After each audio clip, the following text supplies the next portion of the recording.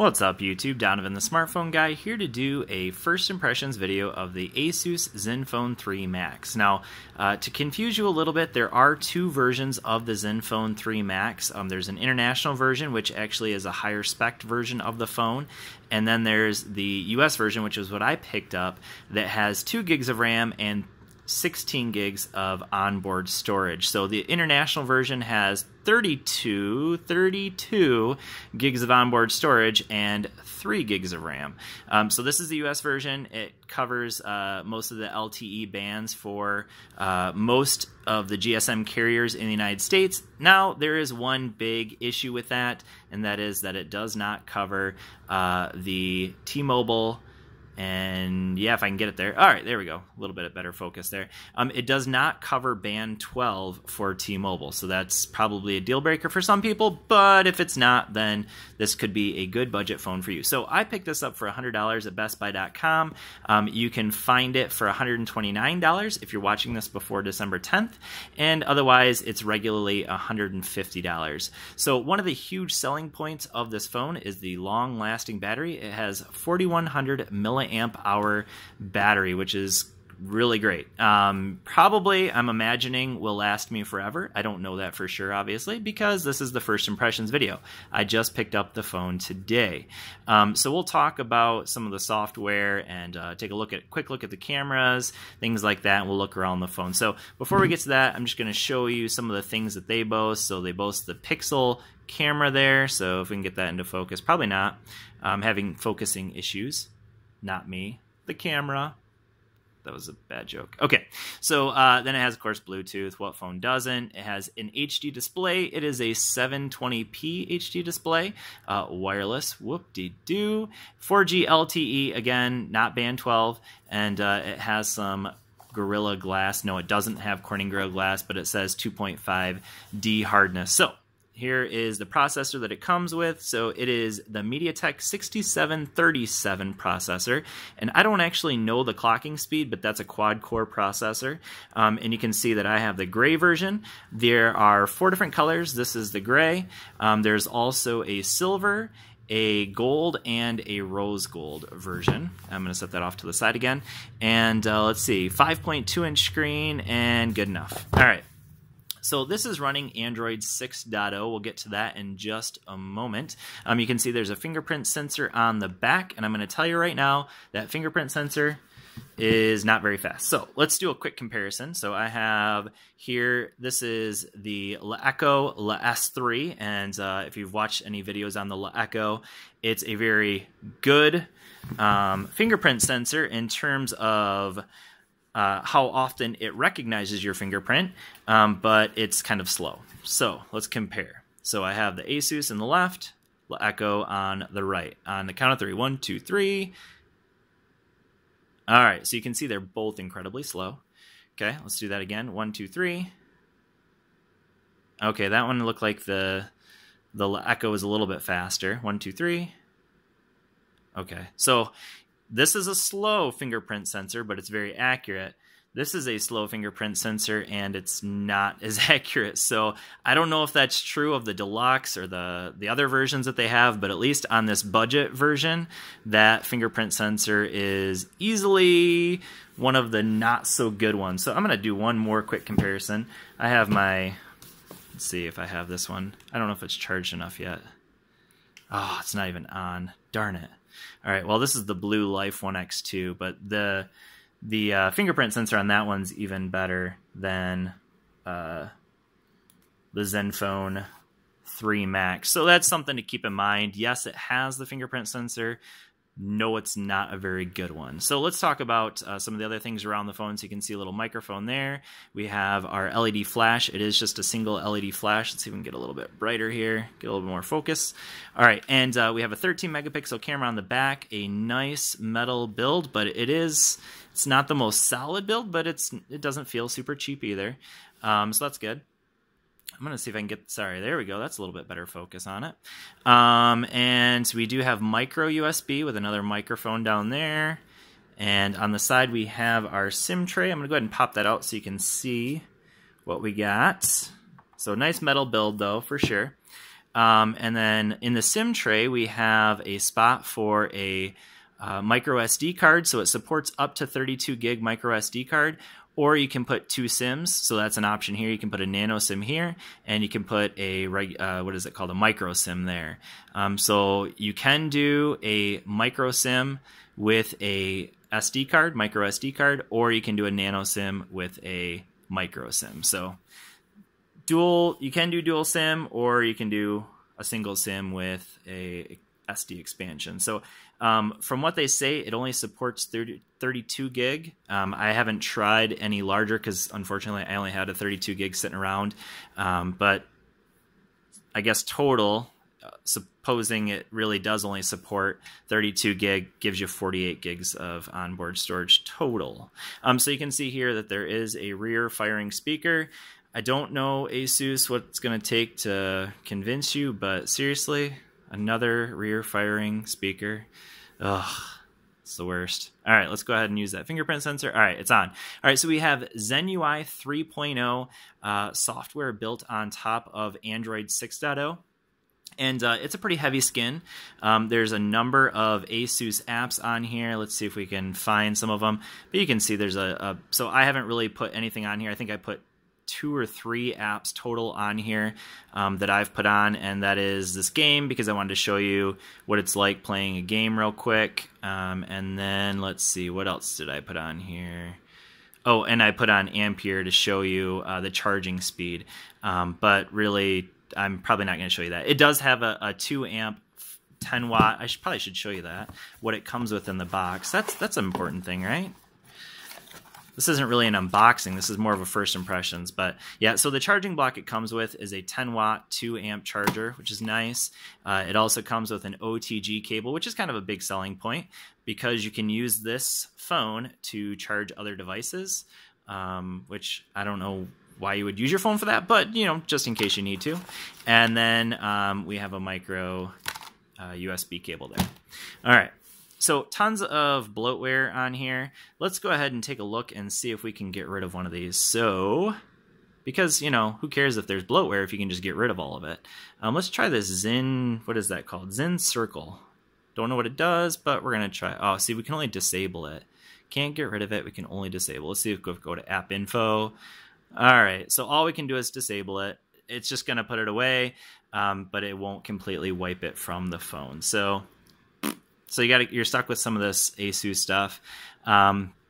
It is what it is. You can see here we have software keys. We do not have any capacitive buttons down here. And again, Zen UI 3.0. Here's the notification shade. We can slide down, and we have our quick toggles here, quick settings.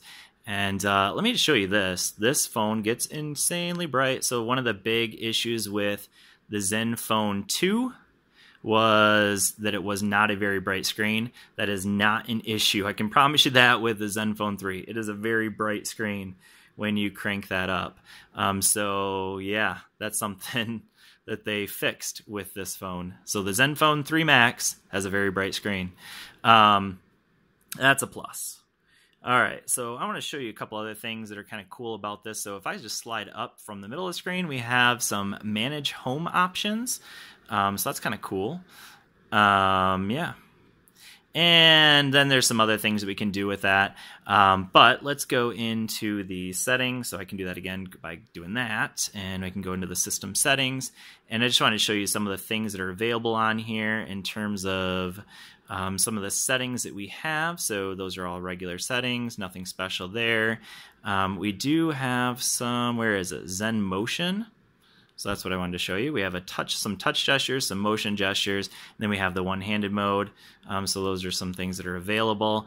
And then where is it at? Where is it at? Where is that? We have some themes, which is kind of cool. I actually threw on a theme earlier, which was for my daughter. We have some fingerprint options, which is kind of cool. We can use it to answer incoming calls, launch the camera, or capture a photo. The capture the photo only works when you're obviously on the camera. The launch camera only works when the phone's on. That's kind of weird. You can't launch the camera with the fingerprint sensor, because what it says is if you double tap the fingerprint sensor, it will actually launch the camera while the phone is on. A little bit weird, but whatever.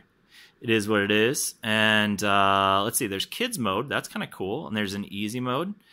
So I messed with the kids mode earlier, but the easy mode basically just gives you just a very basic version of the UI. So you can see what it looks like. Super basic version of the UI just to make it easier, probably for your grandparents or your older parents to use. And let's see here. Okay, so there's some screenshot options as well. So it's a pretty heavy skin on top of Android for sure. So I kind of give that up. And it is what it is. But I do want to show you the theme just because it was kind of cool. So go into themes, and I downloaded the Charlie Brown theme, which I thought was cool. So I'm going to go ahead and, whoa, where'd it go? Go back. All right, let's go Charlie Brown. Let's apply it all. Go peanut style. Here we go. All right, so it kind of, this is cool. All the Asus apps become these cartoonish looking things, and you got Charlie Brown in the background. But yeah, I don't know. I like that theme. I think I'm going to roll with that because it's cool. And Peanuts is cool. So yeah, so anyways, the Charlie Brown theme I kind of like. In terms of responsiveness, it's obviously not the fastest phone, but so far it hasn't been like incredibly slow phone either. We'll go into, so obviously this is dependent on my Wi-Fi, but we'll kind of look and see. Yeah, sign in. And yeah, I got it. And let's just go to, I don't know what I just went to, Amazon. Try something different. Well, let's see. Okay, so I got quite a few apps running in the back. Let's see what happens if I try to go into Google Drive. Oh, one thing I'll mention, which was kind of cool, is it did come with 100 gigs of Google Drive storage. That was kind of cool. So 15 gigs free. That you already get. Okay, so there's that 100 gigs of free storage. So I actually already redeemed that. So it just went into my other account on Google.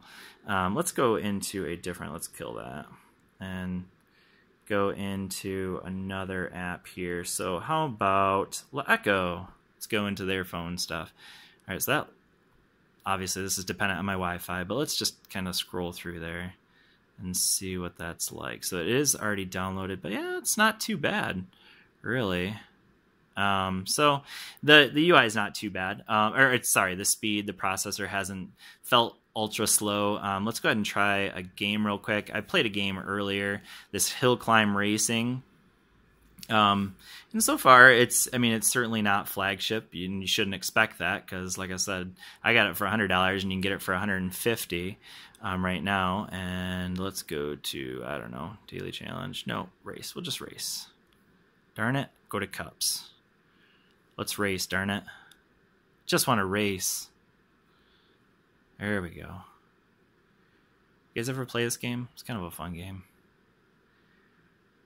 It's obviously been a little while since I played it. But you can see here that it's running this game just fine. And I tried Madden Mobile earlier, and it was running that all right. So, yeah. There is no gyroscope, so if you are using it, if you want to use it for VR, don't, because it's just not going to work out well for you. Also, of course, like with what is that game that everyone likes to play? Oh yeah, Pokemon. So it's not going to work well with Pokemon because of the fact that it doesn't have that gyroscope. At least according to their own website, it doesn't have it. So I'd be surprised if it did. Maybe when I'm checking it out later, I'll find out that it does. But for now, I'm going to tell you that it doesn't because I looked at their website and it said it didn't. In terms of the cameras, 13 megapixel camera on the back. When you are in a low light situation, it will automatically pop up a little owl. So let's see if I can try to make it low light. We're going to get rid of that light. Get rid of that light. It's not going to be, I can't get it in low enough lighting. All right, well, it's not going to work out. So when you have a low light situation, it will automatically pop up a little owl on the bottom, and it will suggest that you use low light mode, and that actually drops it down to 3 megapixels, which is kind of interesting. So it's a 13 megapixel camera in 4:3. If you switch it to 16:9, it's going to drop down to 10 megapixels. And it will only shoot in 720p for the video. So if I go into video, it will only shoot 720p. It will not shoot any higher resolution than that. And the camera quality so far has been okay. If you step it up to the laser one that costs a little bit more, you're going to get OIS and EIS and laser autofocus, which is great. But with this one, you're just getting a straight up 13 megapixel camera. Nothing special about it, except you got that night mode. They boast this HDR mode somehow gives you 52 megapixels. I've done some shots with it. And yeah, so you can see here the low light mode will give you 3 megapixels.